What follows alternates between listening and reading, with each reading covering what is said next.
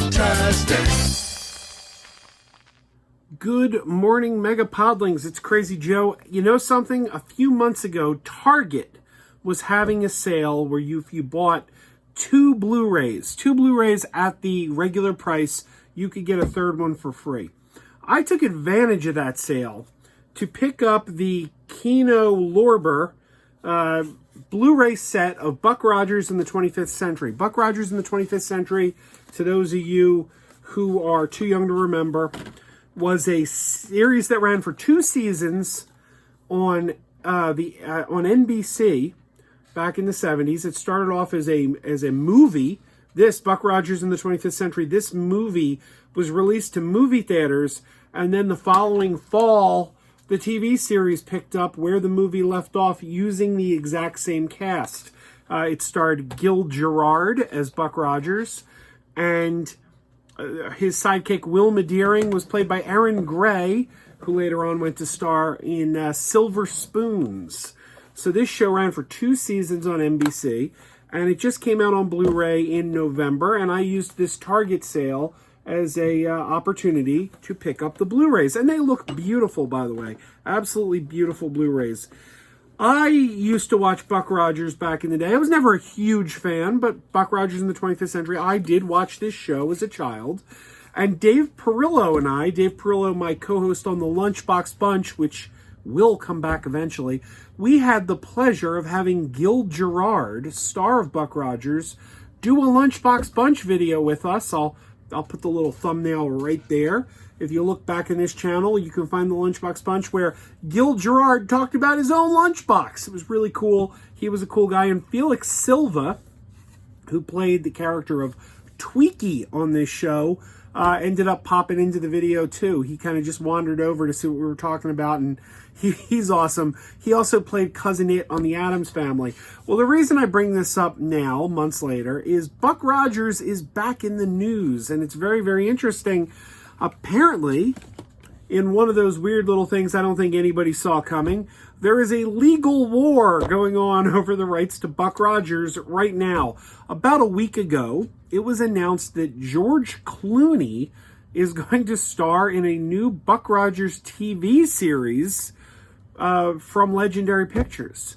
Now, right there, that's a little weird. George Clooney's a huge movie star. I don't think if you checked off things that you saw George Clooney doing in the near future, starring in a TV series about Buck Rogers, I don't think that was on the list of any of us saw coming. But it was announced last week. Apparently that's happening. George Clooney is going to executive produce the show, and it's coming from Legendary Pictures, and he is expected to star as Buck Rogers. Well, this took another interesting twist this week, because the estate of Philip Francis Nowlan is the creator of the character of Buck Rogers. The character of Buck Rogers was created back in 1928, and that's how long this character has appeared. This character goes back to old pulp magazines, comics, serials, Saturday morning serials. So the character dates way back before the 1979 TV series and movie. It's a very old character, and it was created by this guy, Philip Francis Nowlan. Well, Philip Francis Nowlan's estate is now suing Legendary Pictures, saying Legendary Pictures does not have the rights to the name Buck Rogers. And they're claiming that they sold the rights to Buck Rogers to Skydance Pictures.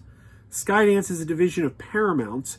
And apparently Skydance is moving forward on some kind of Buck Rogers project too. And now there's 2 competing Buck Rogers projects and a court case. A weird little thing for a property that has not seen any life since the early 80s. It's a little bizarre that just suddenly Buck Rogers is a hot property. Hot property, as Norm Macdonald would say. Buck Rogers is the hot property now. So what is this lawsuit about? What is going on? Well, apparently, the original novel that introduced the character of Buck Rogers by Philip Francis Nowlan came out in 1928, and it was called Armageddon 2419. That was the title of the original novel that introduced the character. But in the novel, Buck is a nickname. Buck is the character's nickname. His real name is Anthony Rogers, and the novella, Armageddon 2419, is in the public domain. So Legendary, they can't be stopped. They have the rights to do whatever they want with the character of Anthony Rogers because he is in the public domain. But the estate of Philip Francis Nowlan is claiming that he wasn't called Buck Rogers until the comics, which came out several years later, and that they're saying is not in the public domain, and they still hold the rights to the name Buck Rogers. So apparently this is all over the word Buck. You can call him, the Nolan estate is saying you can call him Anthony Rogers. We got nothing to stand on there because Anthony Rogers is in the public domain, but Buck Rogers is protected. And Legendary is saying, no. We got all the rights we need. This is a public domain character. You can't stop us. So this is where we stand. Apparently, Buck Rogers is in court over the rights of who can use the name Buck Rogers. I'm fascinated by this because a year ago, when we interviewed Gerard on the Lunchbox Bunch, nobody was talking about Buck Rogers. Buck Rogers, I talked to people, in my own family. I said, we're going to have Gerard from Buck Rogers. People said, what's Buck Rogers? They didn't remember it. They didn't remember this TV show from, about 40 years ago. This just, it's more or less been forgotten by a large segment of the population. Now, sci-fi geeks like myself, of course, we remember this show because at a time growing up in the late 70s, early 80s, you didn't have much sci-fi on TV. You had Battlestar Galactica, you had Buck Rogers. Star Trek was only in reruns in those days. This was pre-Next Generation. It wasn't until the late 80s when Next Generation became a hit that sci-fi really started to ramp up on television. And then we started getting things like War of the Worlds, the series, Alien Nation, the TV series, then Babylon 5 came. The floodgates opened because of the success of the Star Trek spin-offs. But at that time, things like Buck Rogers and Battlestar Galactica were really the only sci-fi on TV. So these kind of shows were kind of precious to my generation because we loved Star Wars. We loved the reruns of Star Trek. And we wanted to watch this stuff on TV too, and we weren't getting it. So this is what we had, and we cherished it. But to the mainstream, I suppose, the average Joe public, it's been forgotten. So here we have this forgotten series that just a year ago we're interviewing the star, and I knew people that were like, I don't remember that show. Not only does the whole series come out on Blu-ray in November of this year, but now we have two competing Buck Rogers properties coming to our screens. One of them starring George Clooney, which I just find that amazing. I can't believe George Clooney is going to star on a Buck Rogers TV series. That's just wild to me. That's not what I would have expected from George Clooney. But then on top of that, we have a lawsuit. So I'm curious to hear what you guys think. Are you interested in these Buck Rogers, the warring Buck Rogers movies that are coming now? Which one are you more interested in? Are you more interested in George Clooney? Maybe you're more interested in the Skydance property because it has the estate owners behind it, and maybe George Clooney's too big of a name. You have trouble picturing him in that role. Do you remember the original TV show from 1979? Do you remember the old serials, the old comics? I guess it depends on what generation you come from. Who was your Buck Rogers? Do you have a Buck Rogers? Have you never heard of Buck Rogers until this video?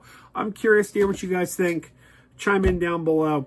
Until next time, though, keep wearing those pajamas, and I'll be keeping an eye on this as it progresses because I think it's rather fascinating. Keep wearing those pajamas with the plastic feet. Keep wearing those pajamas. Tell everyone you meet. Keep wearing those pajamas with the back door flap. Keep wearing those pajamas. Don't open it, it's a trap. Oh no, it's a trap. Some people call them PJs, some people call them jammies. They can come embroidered with big money and no whammies. They can have 100 tiny commander pajamas, but no matter how they look, just keep on wearing those pajamas. Keep on wearing those pajamas.